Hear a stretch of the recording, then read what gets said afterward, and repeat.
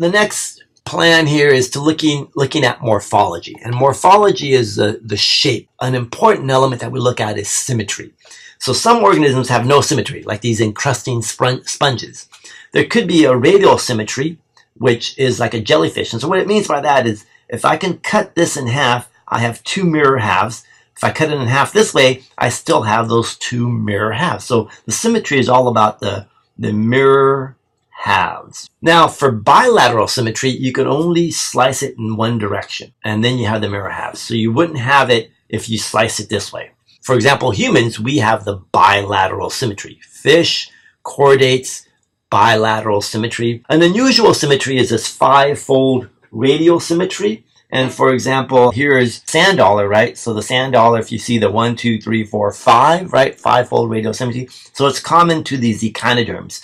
Remember, the echinoderms means spiny skin, your dermis, spiny skin. So sea stars or sea urchins are another good example of an echinoderm. What are some important phyla? So one is Porifera. These are sponges, pore bearing, right? And so here I have a fossil sponge, right? You can see the pores in here from this fossil sponge. So here's a fossil sponge dating back to the Paleozoic era. There's an important group here called these archaeocyathids. Archaeocyathids are related to sponges, although they produce some calcium carbonate, so they make limestone as well, calcite. But archaeocyathids are important because they're from the Cambrian period. So here's an archaeocyatid right here.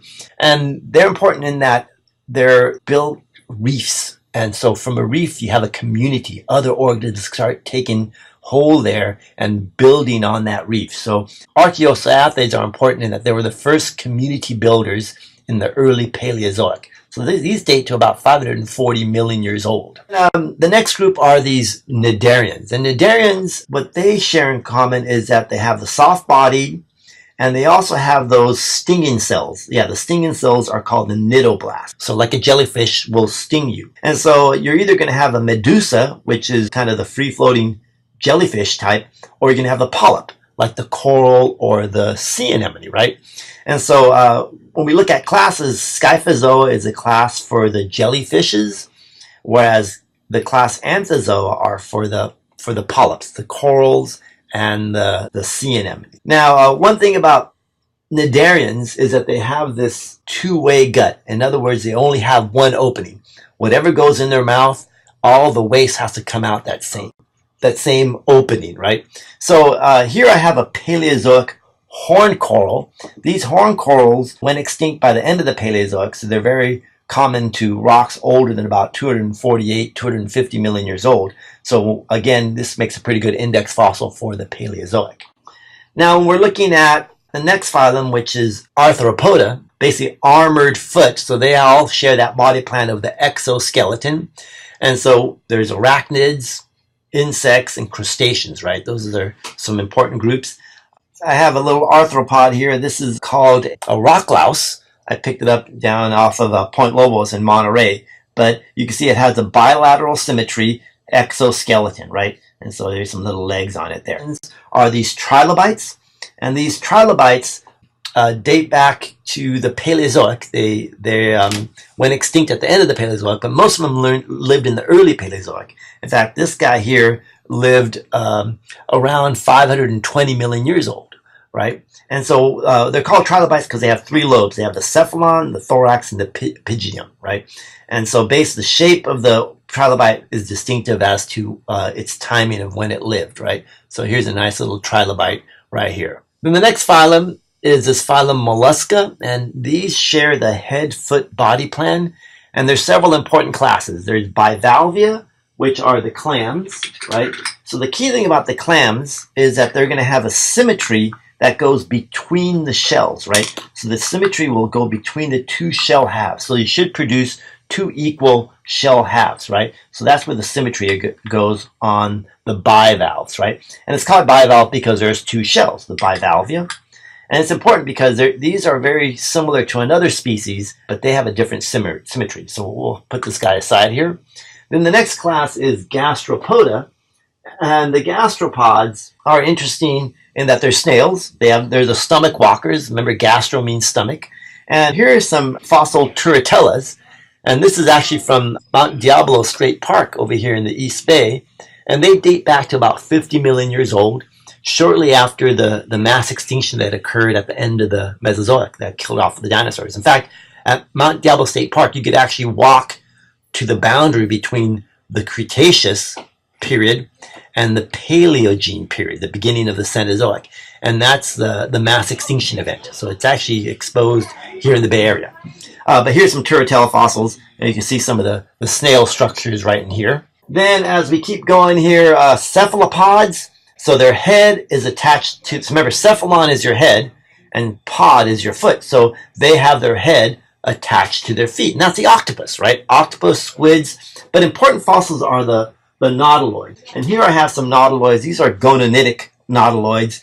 And the nautiloids, toward the end of the Paleozoic and into the Mesozoic, they have these distinctive patterns on their shells. And the shape of the patterns basically is information as to when the species lived in time. The more complex the pattern or the sutures are, the younger or the more recent the ammonoid. These ammonoids went extinct at the end of the Cretaceous, so they died off along with the dinosaurs in the Mesozoic. Now here is a PowerPoint image showing some of the changes in these cephalopods, where we're looking at nautiloids, which really have a long history from the Cambrian to present, and I'll show you one of these in a moment.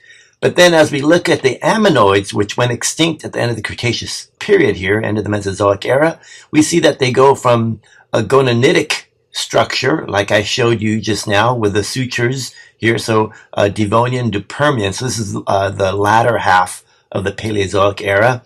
Then the ceratidic is in the late Permian to the Triassic. Now we're going into the early parts of the Mesozoic. You can see the sutures a little bit more complicated.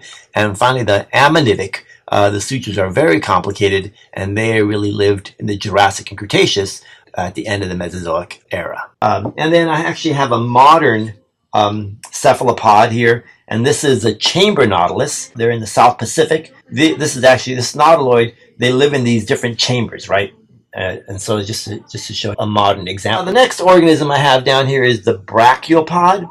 And so these are the lamp shells. There's still some of these around, but they're Brachiopods. They were really common to Paleozoic era. Often when you look at rocks with brachiopod fossils, you're often looking at rocks that are older than 250 million years from the Paleozoic era.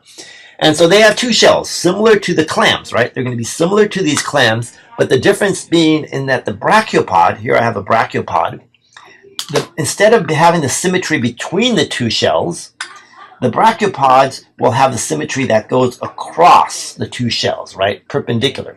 And so in this case, this brachiopod will not have symmetry going between the shells, right? Because you can see it's different on the top than it is in the bottom.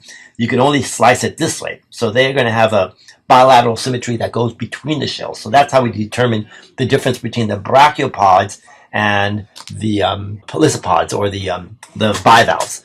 Now, another thing that's important about these brachiopods is clams do something called filter feeding. They have siphons that they filter water into their gut, filter out the plankton into their gills, really, filter the plankton out and then expel the water.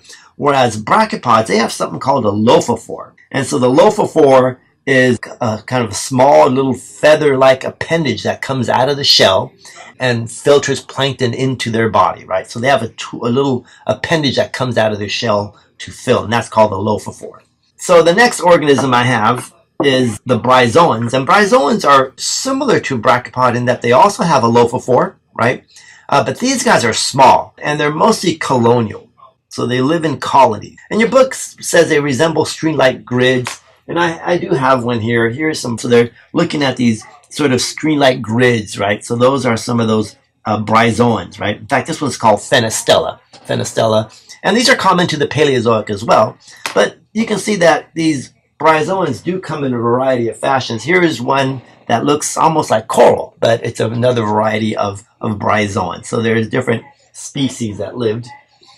And then the next group here are the Echinoderms, right? So spiny skin. So I mentioned a little bit about them. Remember, they have the fivefold radial symmetry. And there's class Echinoidea, which are the sand dollars. And here I have a fossil sea urchin, right? And the fossil sea urchin, you can see again, it's fivefold radial symmetry. This sea urchin looks a little bit different than modern sea urchins in that it has this kind of more biscuit shape. And then today, modern sea urchins and also modern sand dollars have their mouth centered at the bottom of the shell. But in the past, the mouth was at a different position. We can tell based on the shape of the organism, its time, right? So these are characteristics we look for. So here's some echinoids. And then as we keep looking here, asteroidea, those are sea stars. A really important group are these crinoids. And crinoids were common to this time called the Mississippian period. So this is a period of the Paleozoic era where we find lots of these fossils. And these are called stalked echinoderms. So they're basically like sea stars, but they live on these stalks. And often all we find these little discs. See the little discs? And then sometimes we find discs where they're still attached, right? So here's some discs where they're still attached. So these were the stalks that would lead up to this upside down sea star, or in fact, they're often called the sea lilies, right? And so they look like flowers, right? Sea lilies. And so here I have an example of one. Let me zoom. So you can see that this would be the stalk, right, with those discs, the stalk. And then this would be the echinoderm up here. It would have these frilly arms up here, kind of feathery arms, and it would filter plankton, right? Again, they lived attached to the seafloor. In fact, that's another important term that we should point out here is that the crinoids, since they lived attached to the seafloor, the term I want you to know is called sessile. And sessile means they're attached to the rocks. They're immobile. They're not going to move. Whereas sea stars and sand dollars, both of these guys are mobile because they can crawl around the sea floor, right? So there's a difference, sessile and mobile, right? So organisms that can move around are said to be mobile. Organisms like the sea stars are said to be the crinoids are said to be sessile. Chordates, right? Like mammals, fish, reptiles, amphibians are all chordates. What they have in common is they have this dorsal nerve cord. And there are two subgroups or subphylum, the Invertebrate Chordates, or called Hemichordates, and they have something called a notochord, which is sort of a dorsal stiffening. Remember, the dorsal is the back. Your ventral side is your tummy side. Your dorsal side is your back. Those graptolites that I talked about, these are Planktonic Hemichordates. So they're related actually to the vertebrates in that, but they're planktonic, right? And also there are these tunicates. Tunicates are the sea squirts. So sea squirts, they're related to vertebrates as well because their larval stages look like little fish, but then they become colonial. Graptolites and the tunicates, again, dorsal stiffening. But the vast majority of chordates are going to be the vertebrates. And the key thing about the vertebrates is they have the bone, a backbone that surrounds a nerve cord. Because if you injure your nerve cord, you're going to be paralyzed, right? So the backbone is important to help protect that nerve cord.